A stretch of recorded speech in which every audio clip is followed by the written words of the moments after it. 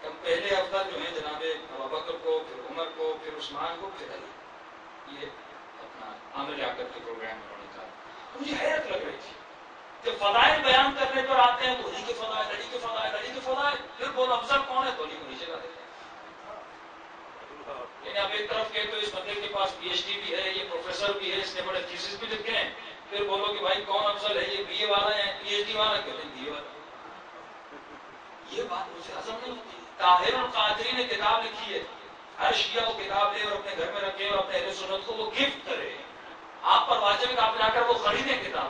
اس نے کتاب یہ چھپی کہ نہیں، حالانکہ اس کے میں نے سنا شاید وہ آ گئی. یہ کتاب پہلی کتاب اس نے لکھی ہے، پوری کی پوری میرے خیال میں کافی جلدوں پر مبنی ہے، جس میں انہیں تمام تر اہل سنت کی کتابوں سے مولا علی کے فضائل کو جمع کیا. تمام تر اہل سنت کی کتابوں سے ایک ایک حدیث کر کے اس نے مولا علی کی فضیلت جمع کی ہے. اب پوچھنا چاہیے جو علی سے اتنے افضل ہیں ان کی فضیلت میں اتنی کتابیں کیوں نہیں آتی؟ میں کہتا ہوں زیادہ نہیں، 1000 صفحوں کی کتاب کسی بھی صحابی کی فضیلت میں کوئی لکھ کے دکھائے. 1000 نہیں تو 500 صفحوں کی کتاب لکھ کے دکھائے، 500 نہیں تو 100 صفحوں کی کتاب لکھ کے دکھائے. تھک جائیں گے، حدیثیں ملیں گی نہیں، ملیں گی تو جھوٹی اور گھڑی ہوئی حدیثیں. اگر میرے پاس کوئی نبی ہوتا تو فلاں ہوتا. اس پہ تو حنیف قریشی بھی ڈسکس کر چکے، اس لیے کوئی نئی بات نہیں ہے. یا علی میں شہر علم ہوں، تو اس کا دروازہ ہے، فلاں دیواریں ہیں، فلاں چھت ہے. اب وہ گھر بن رہا ہے، بلڈنگ بن رہی ہے، انجینئرنگ کی کلاس چل رہی ہے. نبی مثال دے رہے ہیں تجھے، میں شہر ہوں علم کا ہی دروازہ. اس کا مطلب کہ میں شہر ہوں اور تجھے اگر علم لینا ہے تو دروازے سے لے، اگر میں نہ رہا تو در پہ چلے جانا. تو خدا را تھوڑا کتابوں کو پڑھو، تھوڑا سا اپنی عقل کو کھولو، اپنے فہم و شعور کو کھولو. کیونکہ اگر فہم نہیں، اولئک کالحمار، خدا خود قرآن میں کہتا ہے کہ جو کتابیں اٹھا کے گھومیں لیکن ان کتابوں سے کچھ نہ ملے، اس کی مثال ایسے ہے جیسے گدھا کتابوں کو اٹھاتے گھومتا ہے. تو خدا را گدھے مت بنو، انسان بنو، شعور و فکر اپنے ذہن میں لاؤ اور وہی پیغام لو جو رسول نے شریعت نے دیا. صلوات پڑھے محمد.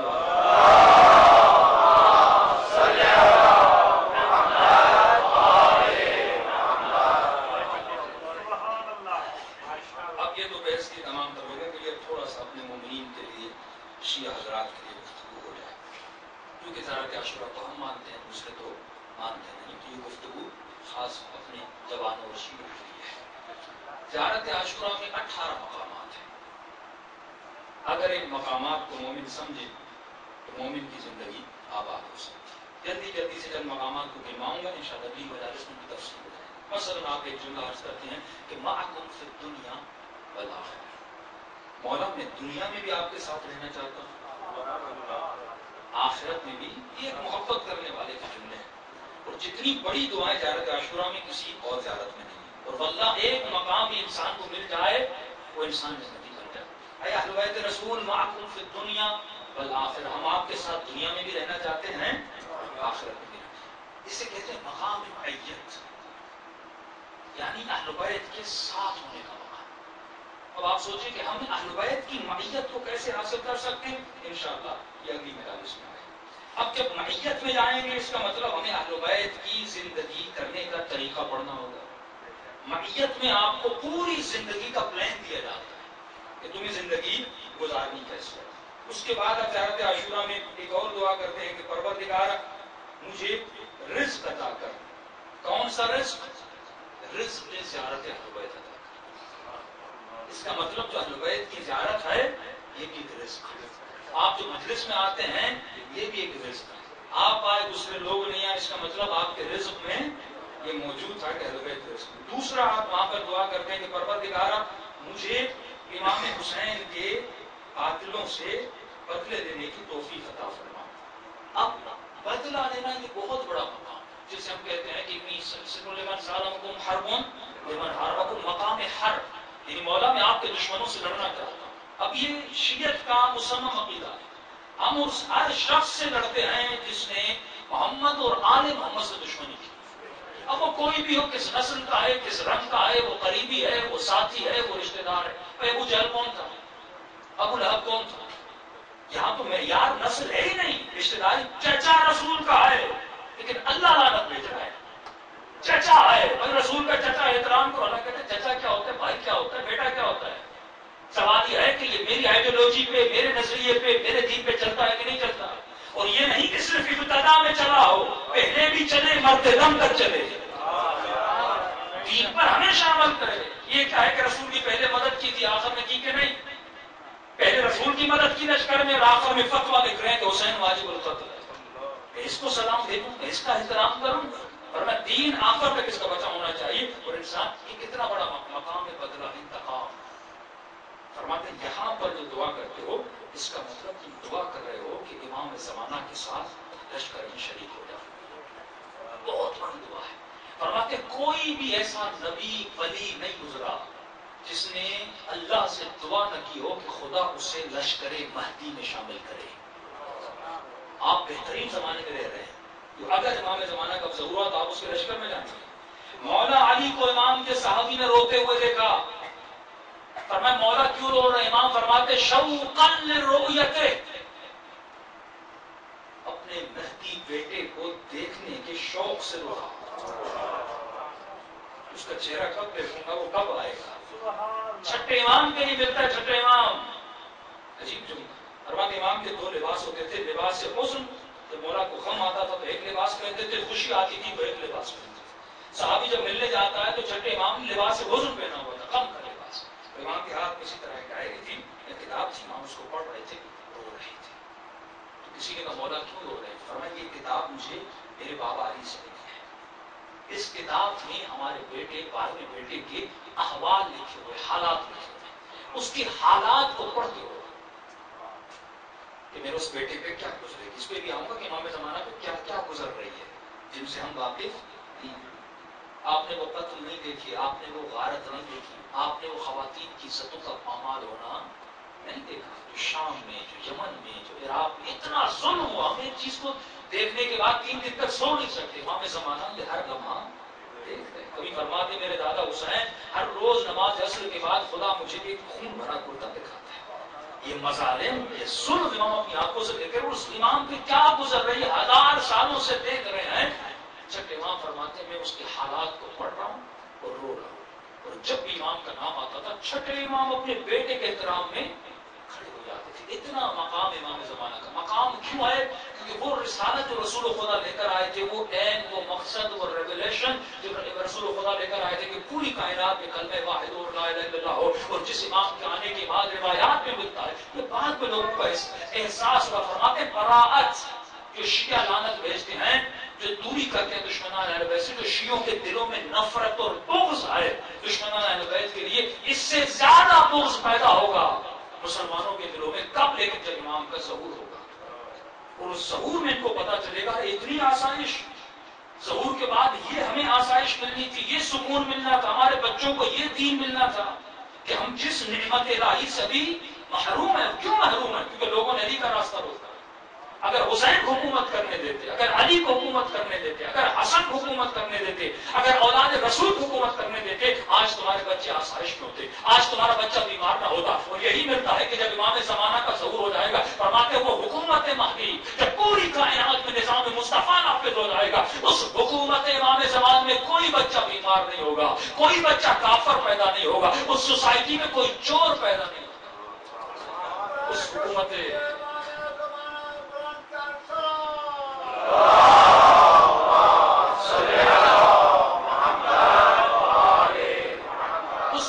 امام میں کوئی انسان بھوکا رات کو نہیں سوئے گا. ان کو پتا نہیں انہوں نے خود کو کس چیز سے محروم. ہم کیونکہ درد ہے نشیوں میں، ہمیں پتا ہے انہوں نے حکومت کرنے نہیں کی اور ہم کس نعمت سے محروم ہو گئے. لیکن مسلمان ولی کو جانتے نہیں نا، مسلمان تو حسن کو جانتے نہیں نا، مسلمان تو حسین کو جانتے نہیں نا.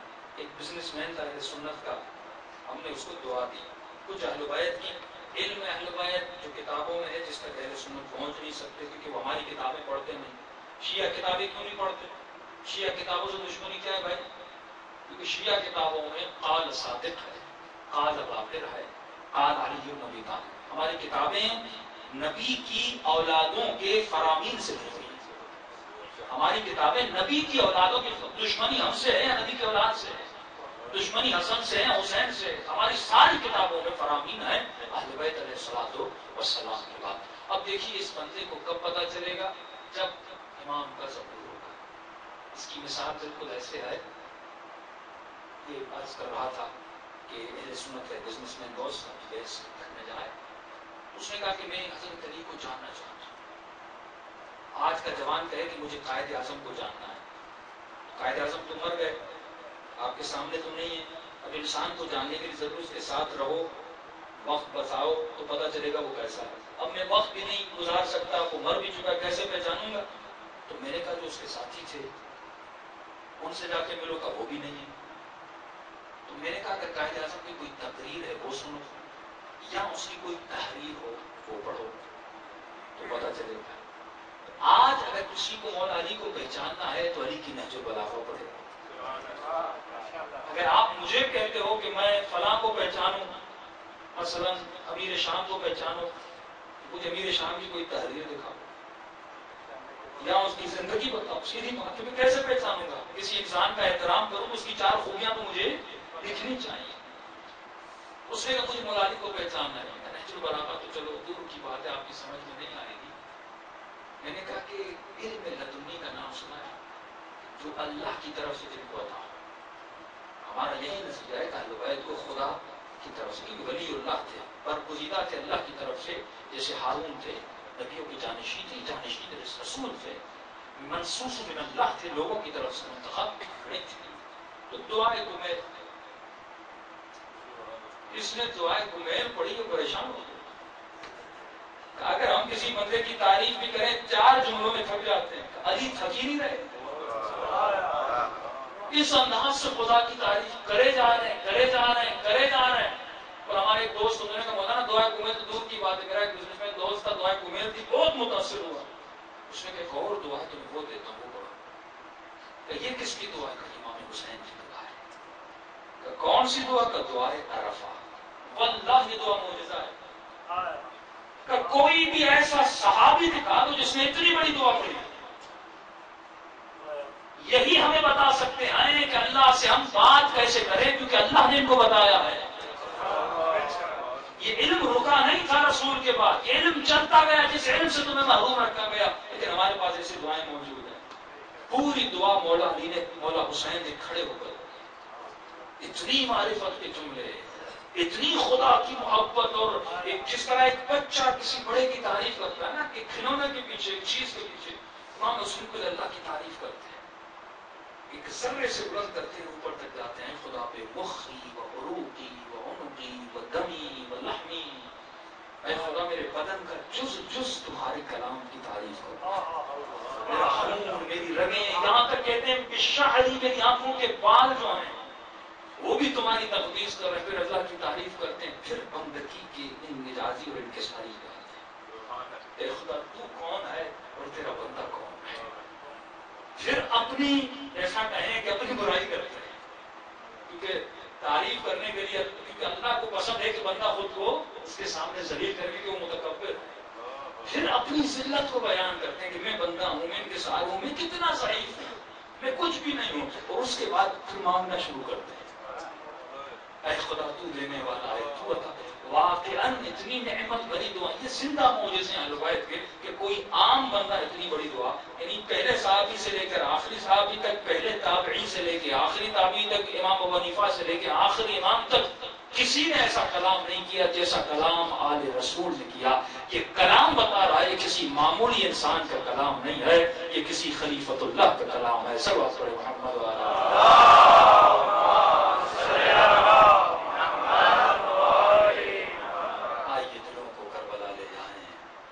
سلام کریں ایسی ہستیوں پر جنہوں نے ہمیں جینا سکھایا، جنہوں نے ہمیں بات کرنا سکھایا۔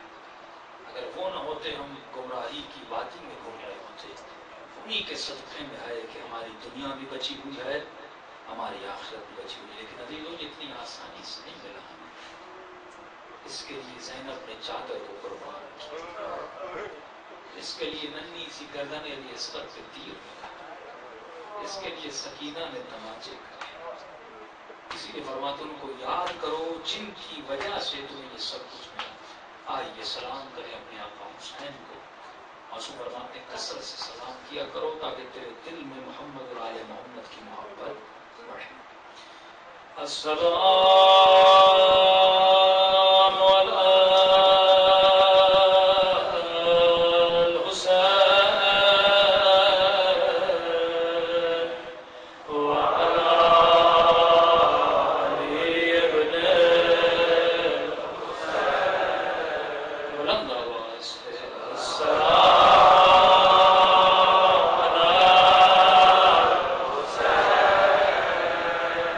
وعلی علی ابن الحسین وعلى أولاد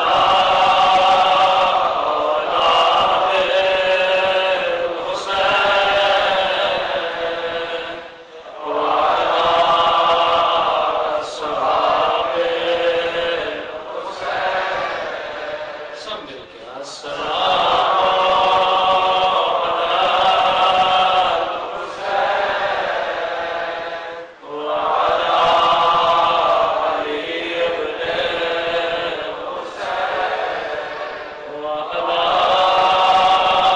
وعلى أولاد الحسين وعلى أصحاب الحسين. عزیزوں آپ نے حسین حسین کہا لیکن آپ پیاسے نہیں ہیں. جب آپ نے حسین حسین کہا کسی نے آپ کو تماچا نہیں مارا, کسی نے آپ کو تازیانہ تو نہیں مارا, لیکن جب سکینہ حسین حسین کہتی تھی کبھی شمر تماچے مارتا تھا کبھی تازیانہ مارتا تھا. کسی نے امام سجاد سے کہا مولا اس ملعون کے بھی اپنے بچے ہیں, بھلا کوئی 4 سالہ بچی کو اتنا مارتا ہے, مولا اتنی سکینہ سے دشمنی کیا تھی؟ امام نے فرمایا سکینہ سے دشمنی نہیں تھی, یہ منو جاتا تھا زینب بڑا پیار کرتے ہیں, ہم سکینہ سے بڑا پیار کرتے ہیں. جب بھی زینب کا دل دکھانا تھا یہ سکینہ کو دبا سے مارتا تھا. جب بھی میرے کلیجہ جلانا تھا یہ سکینہ کو تازیان مارتا تھا. بڑا ظلم ہوا اس بچی. ایسے امام زمانہ نہیں فرماتے, فرماتے تھا کہ جس مجلس میں میری سکینہ کے مسائلوں میں ضرور ہو. امام فرماتے ہیں جب لٹا ہوا قافلہ حلب پہنچا, فرمایا 40 گھوڑے سوار تھے جو آگے آگے چلتے تھے, لیکن بیبیاں پیچھے پیچھے. یہ ملعون گھوڑوں پہ سوار تھے لیکن بیبیاں پیدل چل رہی. فرمایا قافلے کو روک گیا, بیبیوں کو بٹھا دیا. امام فرماتے ہیں اتنی دھوپ تھی میری گردن میں زخم تھے.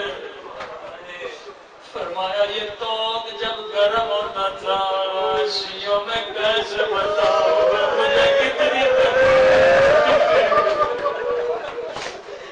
لیکن بدن کے زخم نے مجھے اتنا نہیں آیا جتنا ملعون جب سکینہ کو مارا.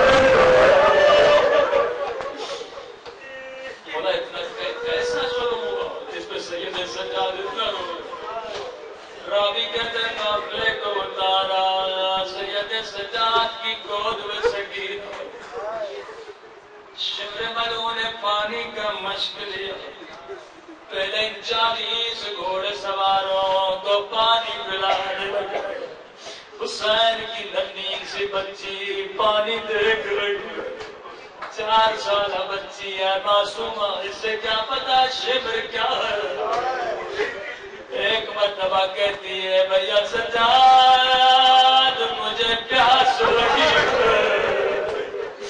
تھوڑا پانی مل جائے تب امام حسین فرماتے ہیں شیو جب بھی ٹھنڈا پانی پیو او میری سکینہ کو یاد کیا کرو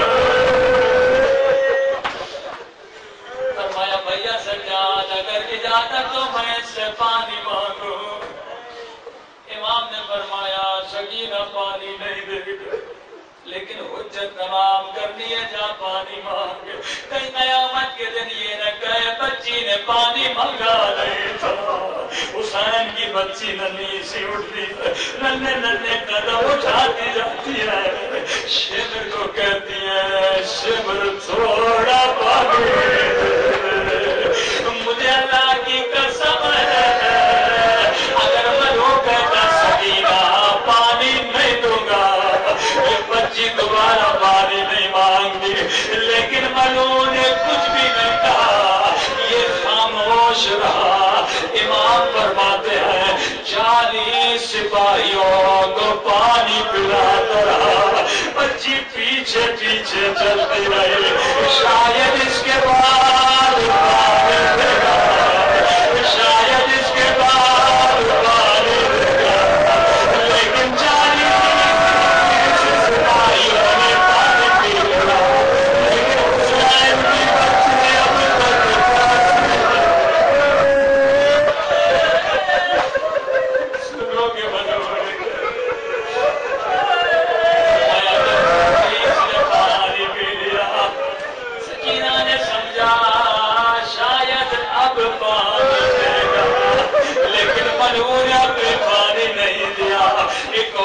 مشکل اب ملعون کو پانی پلانا شروع کیا لیکن سکینہ راوی کہتا یہ بچی چل چل کر تھک گئے زمین پہ بیٹھ گئے جب گھوڑوں نے بھی پانی پی لیا کہتی ہے شیر اب تو سنو گے مرو نے کیا ظلم کیا معصوم امام فرماتے ہیں مشق و سکینہ کی طرف لے آیا بچی نے چلو بنایا لیکن مرو نے سنو گے کیا کیا ایک مرتبہ زمین پہ پھینکا بچی نے